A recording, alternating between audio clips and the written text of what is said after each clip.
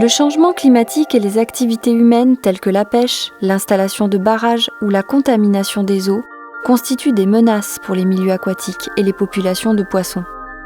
Rattachée à INRAE et à l'Université de Pau et des Pays de l'Adour, l'unité écologie comportementale et biologie des populations de poissons étudie en milieu aquatique d'eau courante le comportement des poissons et son rôle sur le fonctionnement et l'évolution des populations naturelles.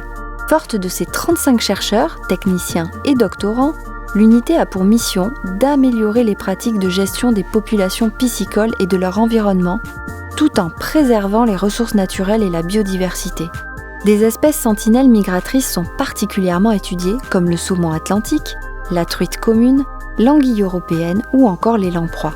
Quelles sont les capacités de ces espèces à s'adapter à des changements rapides de l'environnement ou du climat ? Quels sont les mécanismes comportementaux et physiologiques mis en œuvre ? Peuvent-ils être transmis de génération en génération ? Afin de répondre à ces questions, l'unité Ecobiop mène une recherche allant du gène aux populations et développe des approches expérimentales en milieu contrôlé, semi-contrôlé ou naturel.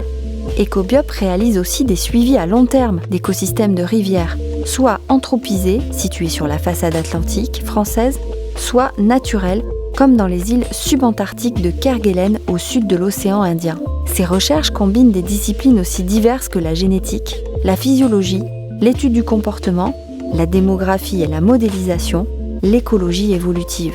Ecobiop est située à Saint-Pé-sur-Nivelle et sur le campus de Montory à Anglet, où elle est très impliquée dans la formation universitaire. L'unité développe aussi des collaborations scientifiques nationales ou internationales avec des laboratoires localisés à Bilbao, en Californie, en Norvège ou en Finlande, ainsi que des partenariats avec des organismes nationaux ou des entreprises.